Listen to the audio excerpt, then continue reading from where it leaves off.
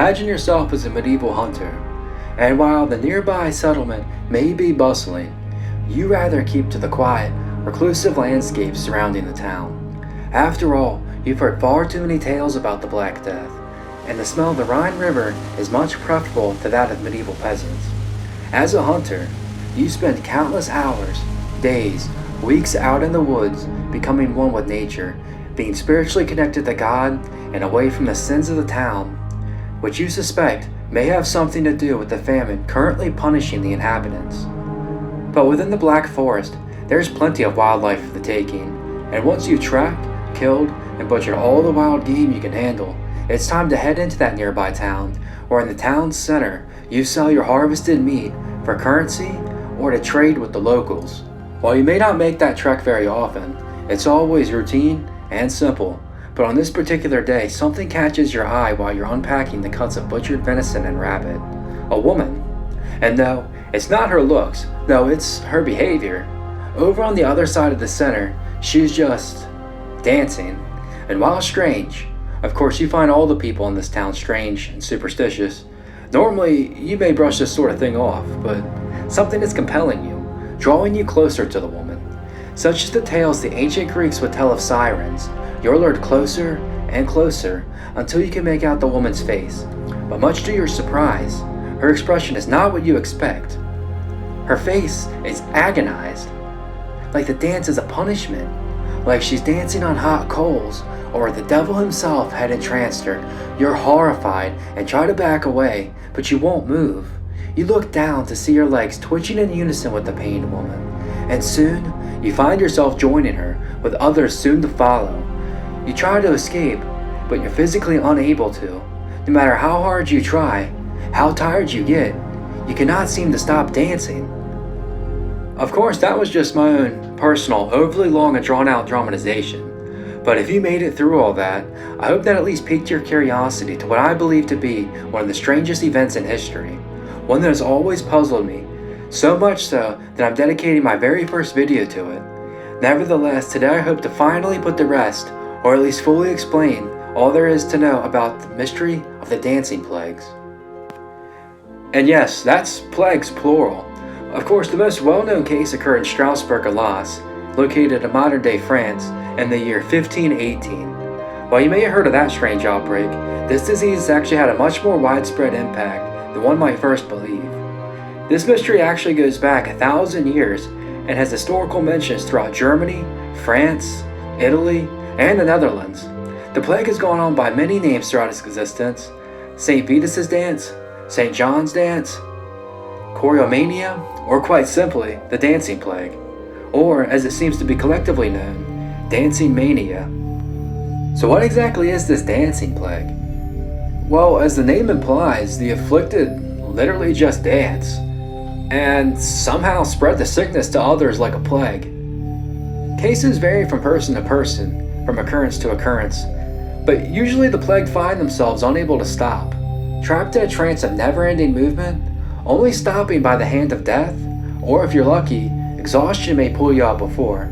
People non-stop dancing for days, weeks, perhaps longer, without rest, or with at least very little, just to unwillingly spring back into a crazed dance, with more and more unlucky people catching the disease and joining in. It all seems so odd. It can't be real, can it? Well, with the dancing epidemic being such an odd and fantastical tale, it's certainly easy to assume on first hearing of it that it was exaggerated or even a hoax. But aside from a few early stories, and perhaps a few notes here and there, this plague is very much real and has surprisingly good records of it, as well as professional research into the causes and explanations. So today, we will try to piece out the fact and the fiction, the real accounts, the real extent of the plague, and the theories surrounding this very old mystery. However, while the 1518 outbreak is the one that is most often cited and discussed, it's far from the only case, or even the oldest. We have to go back much, much earlier for that. In fact, this plague has been around for centuries prior. We'll of course cover Stroudsburg later on, but I would like to go down the timeline first. Our dance with old St. John himself first takes us all the way back to the 11th century. The early cases are much more vague and much more poorly documented than the latter ones. With so little information to go on, it's difficult to decipher the truth behind these tales. The first historically documented case occurred in Germany in 1021 at a church called Kolbig. This 1,000-year-old story may be our first incident, but must be taken with a grain of salt. A very large grain of salt at that. On Christmas Eve 1021, a group of 18 peasants made up of both men and women gathered around the Kolbig church, dancing and brawling outside, in doing so, disrupting the service. So what does this priest do to get these hecklers off his yard? Oh, he curses them, of course, to a year of dancing without stop. According to the legend, dance they did, burrowing themselves knee-deep into the ground with a constant movement in the same spot. Eventually, 2 bishops would relieve the 18 peasants of their suffering by breaking the curse. Upon doing so, all the sufferers fell into a 3-day-long sleep, of which 4 never awoke from, and the rest suffered lifelong ailments such as trembling of the limbs. Our second notable story comes from Erfurt in the year 1237, where around 100 children danced their way all along the road to their pilgrimage destination of Arnstadt. Collapsing on arrival, many ended up dying, but the rest, well, they suffered lifelong tremors in the bodies. This tale seems to have a lot of similarity to that of the Pied Piper, another German tale that was written around the same period of time.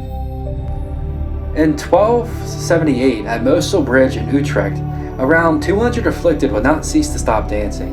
That is until a priest on his way carried a host to a sickly individual, his nearby presence causing the bridge to collapse, as if punishing the dancers, causing them all to drown. Other sources say that the 200 were carrying relics, celebrating a religious time during the year, and danced too hard on the bridge, resulting in its collapse. So is there much truth to these particular stories? Well, they're probably more myth than reality, but nonetheless it's important to understand the mentality and mindset of the medieval people. Many, being superstitious and God-fearing folk, probably believed it could happen. You see, much like how old German tales are meant to scare a lesson into someone, particularly children, these stories may have essentially been in the same vein, as if the affliction was punishment from a higher being. During this time, dancing may have been an escape from the plague-ravaged society peasants found themselves in, but it was also seen as sinful, somewhat rebellious, against the holy nature of the church. Some even believed that indulging in the sinful behavior of dance was the reason for the Black Death in the first place. So now that we know that dancing mania has existed in some form or another for a millennia, through reality or folklore, we can now move on to the more famous cases. Cases that we know actually occurred and are shrouded in both less mystery and more mystery than the others. In 1374, Germany would see the first case in which the dancing plague was no longer tales of superstition and legend, but a full-on epidemic, one that was spread throughout Germany, Belgium, France, and the Netherlands. This outbreak is where the strange and the terrifying take over. Late 1300s Europe was still reeling from the effects of the Black Death, and still digging graves for its unfortunate victims. An extremely bleak and horrific time, but on St. John's Day, 1374, a day that in the past was meant a celebration, bleakness would give way to excitement. In Aix-la-Chapelle, or Aachen, Germany, a town located near the borders of Belgium and the Netherlands, groups of men and women began dancing in the street, historical accounts saying the dancing being unusual and quickly getting out of control. This outbreak thus dubbed St. John's Dance. Dancing in the streets and in the churches, groups of people linked by holding hands in a circle danced until they collapsed, only to rise back up and continue to dance in a trance-like state. Leaping high and shouting, the dancers were in states of delusion, seeing vivid hallucinations from their imaginations, seeing religious idols such as the Virgin Mary right before their very eyes. The dancing plague spread to nearby towns in the region along the Rhine, involving people roaming from village to village, inflicting more and more, drawing astonished crowds, taking over religious sites while violently dancing and screaming until collapsing only to contort their bodies back up as if being resurrected to continue the spectacle. Having epileptic convulsions and foaming at the mouth from sheer exhaustion, it was said that tightness around the stomach could relieve the afflicted and release them from the state, if only for a while. It was for this reason that they would fashion clothes around their waists with a stick for tightening, or ask bystanders to hit them in the stomach, for which they were apparently more than willing to do. Upon being broken from the trance, they would have no recollection of their delusional state. While the severity of the affliction varied from person to person and location to a location, they all seemed to be in pain and unable to stop, praying to be released from the torment. They were not in control of their bodies as they writhed in suffering and screamed to the heavens, shouting the devil's name, having lost their grip on reality and being tormented by their own minds. Their frenzied state giving them almost unreal levels of endurance. Oddly, which says something even for a case like this, they had a severe disdain for pointed shoes, which was the new fashion of the time. Their hatred for these shoes was so intense that an ordinance banned the making of shoes that were not square-pointed. They also couldn't stand the color red, as if it triggered something horrific within their conscience. Between the townspeople who were on the verge of dancing themselves into their grave, and the non-inflicted being frightened to the point that they had to avoid certain shoes and colors, something needed to be done. Of course, this being the Middle Ages, a popular belief was that the dancers were possessed or cursed by the devil, or punished by God or a divine being. This belief was so strong that one of the plague-stricken towns in Belgium, Liege, actually began to perform exorcisms, and it actually kind of worked. It seemed as if the process cured the afflicted and expelled the demonic force within, with the cured claiming that the demons would soon have started to plague the nobility, or at least they thought so. More than likely, the dancers just believed themselves cured, so they were able to escape the trance, but in any case, the dancers were freed, and soon, within the year, the outbreak in Belgium would be over. However, meanwhile in Germany and France, things were more grim. In Metz, a French city, which may have been the worst hit city overall, had upwards of 1,500 people dancing, some of which were imposters looking to join in on the mayhem. Many occupations were left vacant and families left broken. For days the dancers went without food or rest and the city suffered. Eventually, after months of weeding out the imposters and through many exorcisms, the city and the region regained control, but could not entirely eradicate the affliction. The dancing mania would rise up every now and again throughout the centuries to affect small pockets of unlucky people. Isolated cases dot the timeline up until the next major outbreak. And that next and last major outbreak is undoubtedly the most famous and the one that is usually linked to when one mentions the dancing plague. I'm speaking, of course, of the 1518 Strasberg dancing plague. This epidemic is very well documented, largely thanks to historian Paracelsus, who investigated the matter a few years later. This is the one you've been waiting to hear. The year is 1518. The city of Stroudsburg, one of the largest cities in the Holy Roman Empire, located near the Rhine, much like most of the previous cases. A region that once dealt with the burden of the Black Plague, but now in this time dealing with severe famine. While being one of the larger settlements, Strasberg was in the midst of years of starvation and shortages of food. This particular case can be traced back to a patient zero, one woman who started the epidemic, Frau Trophia. On the 14th of July, Trophia took to the old stone streets outside her home, where she began to dance without music, without stopping, even as her husband pleaded for her to stop. She danced and danced and danced, taking no breaks for food or rest, eventually collapsing from exhaustion, only to regain herself and continue the spectacle the following day. As the second day of relentless dancing persisted, an audience would begin to gather around. They believed Frau Trophia was simply meaning to embarrass and annoy her husband, Herr Trophia, but it soon became clear that there was something else at play here. As the day wore on with no signs of her stopping, as her blood-soaked feet just kept on hopping, twisting, and leaping, onlookers began to become very curious and worried as more gathered around. A third and fourth day of unrelenting dancing consumed Frau Trophia, only stopping from sheer exhaustion, forcing her into periods of brief sleep only to rise back up into her violent dance. Blisters, bruises, and sores burdening the poor woman. She must have been in an agonized state, but something was keeping her feet moving. The crowd, filled with dozens from many different walks of life, would speculate whether she was a witch in league with the devil, or blessed by a heavenly spirit, or something else. A blessing, a curse, a punishment. This dance epidemic would earn the name St. Vitus's dance, after the vengeful saint.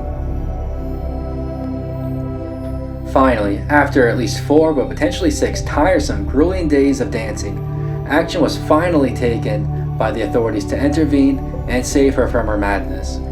Frau Trophia was loaded into a wagon and carried on a 3-day journey into the nearby mountains to be mercifully cured at a St. Vita's shrine, the very saint who it was believed may have stricken her with the dancing ailment in the first place.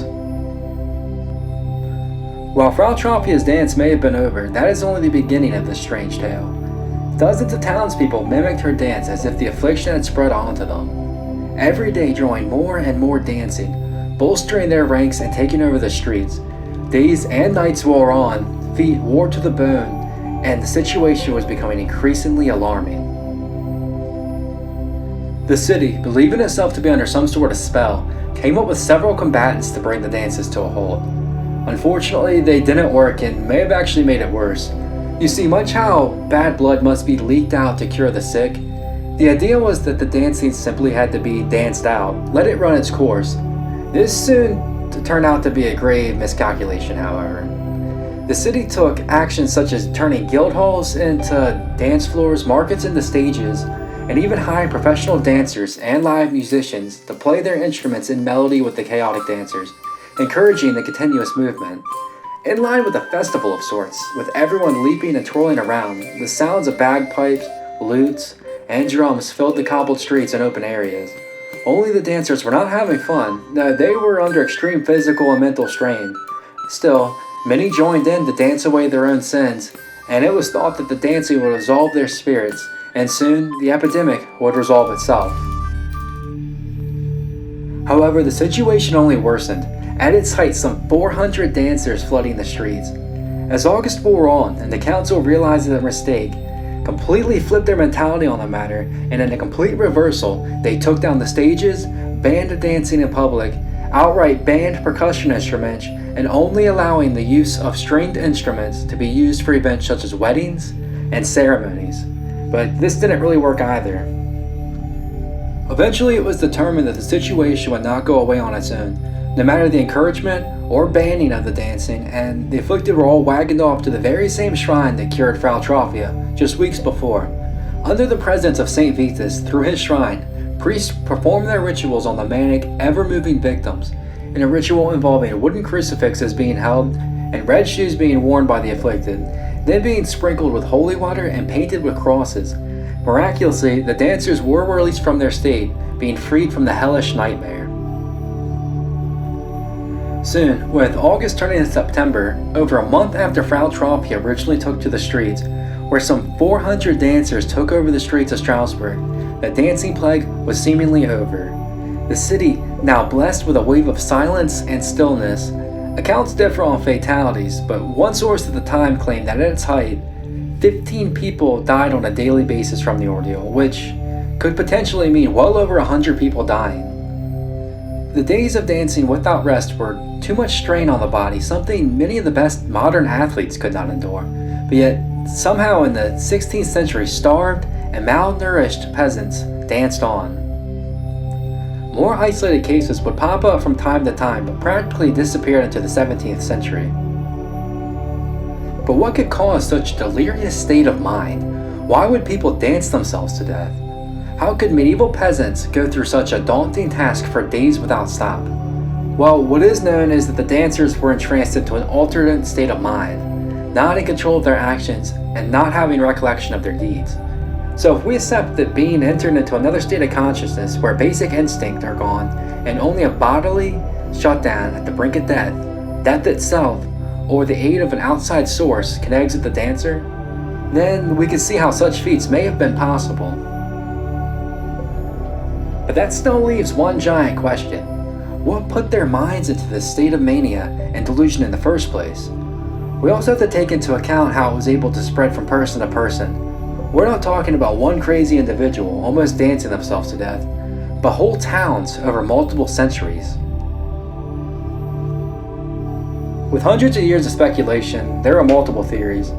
Of course, it was originally believed by many to be a divine or evil force involved, possession, bewitchment, and the like, but obviously that's not going to do it for us. It was also thought at the time to maybe be troublesome housewives rebelling against their husbands. During a time period where the prevailing thought was women were beneath their husbands, and being that the first dancer in Stroudsburg, and many of the dancers in general, were women, it's not surprising to see this theory being floated around in its early years. However, this theory is pretty naive and easily debunkable, as it makes little sense when the fact that men were also involved, and also that it was obvious the dance was involuntary. The next theory is much more plausible, but still not likely. They were poisoned by ergot, a mold that grows on rye which can cause hallucinations and convulsions. However, it's unlikely for ergot to drive someone into a relentless dancing fit for days on end, and following life cycles of the epidemic, it doesn't really provide a satisfying answer. There is one explanation though that is extremely probable, satisfying, and pretty simple. So what is the cause behind this dancing madness? Well, most likely it was mass hysteria, where groups of people collectively experience panic and imaginations, and this makes a lot of sense when looked at through the context of the time. In the modern day, it's hard to imagine such a thing occurring. It would be so out of place. But in the Middle Ages, it was odd, yes, but maybe not as unbelievable. The stories at the beginning, the earliest cases, they may not have actually occurred, but they're still rooted into the minds of the people. These were God-fearing, deeply religious, and superstitious people. They believed this sort of thing could be possible. It's also important to note that all the cases took place in the same region, along the Rhine River, and the time period in which the dancing plagues took place also makes a lot of sense. The first major outbreak occurred in the aftermath of the Black Plague. Everything was bleak and civilizations were reeling. They may have believed they were being punished, or just under the unbelievable hardships of life, succumbed to a madness that had already been entrenched into their culture. As for the 1518 Strasberg Outbreak, years of famine and bad harvest took their toll. They escaped from the boring, desolate, hopeless lives into a manic, frenzied, excited state. So in the end, perhaps it was the cultural and religious tones, as well as the horrific and depressing times they lived in, that resulted in mental breaks from reality. The way they could comprehend and cope with the harshness of the reality they lived in was that they were being punished for their sins. This explains why exorcisms and rituals seemed to cure the afflicted. It was because it was in their head all along and they believed themselves cured. So is that the case closed then? Well, not quite yet. There is one last thing that must be covered, one last thing that must be mentioned. The dancing mania of the Rhinish settlements wasn't the only area to be affected by such a strange epidemic. In Italy, it's called tarantism, and it involves tarantulas. During the 15th and 16th centuries, something very similar was going on in southern Italy. Many were breaking out into endless dancing fits not too dissimilar to the Rhinish outbreaks. These, however, were believed to be caused by a tarantula bite, and the poison affecting the mind resulting in a frantic dance. While no link between the bites and dancing has been discovered, it's believed that the dances were meant to rid the body of the poison, and a particular style of dance was even made famous by it. These Italian dances operated in much the same way, crazed and delirious. They even attacked people sporting a color they didn't like, in this case, black instead of red. This ended up being a huge epidemic and spreading far and lasting for a very long time. I won't go into too much detail here, but it's important to note as it may help substantiate the idea of mass hysteria.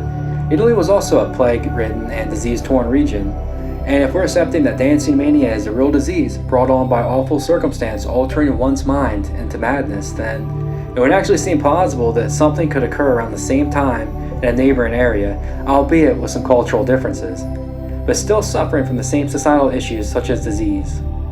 Perhaps they too had heard of the German tales of dancing mania. Believe it or not, this isn't the only time in history something like this has occurred. There are countless examples littered throughout history of strange behavior likely due to mass hysteria, but those are whole other stories. So in summary, the dancing plagues are one of the strangest events to ever occur. They are most definitely a product of their time and circumstance, but they do make one ponder at the power of the human psyche and willpower, to be entered into a trance and perform acts the human body is not thought to be capable of, to be completely lost in the depths of one's own mind, to literally dance yourself to death. It's a tough concept to comprehend. This is a story that has always fascinated me because of its obscurity, so much so that I decided to make my first video about it. I feel like it hasn't been talked about enough, but after doing weeks of research and creating this video, I believe my curiosity has been satisfied. And if you watch this video, I hope yours is as well. So with that, if you enjoyed this video, please consider subscribing to see what's next. And leave some feedback in the comments on what you thought or anything you would like to discuss. Thank you all for watching.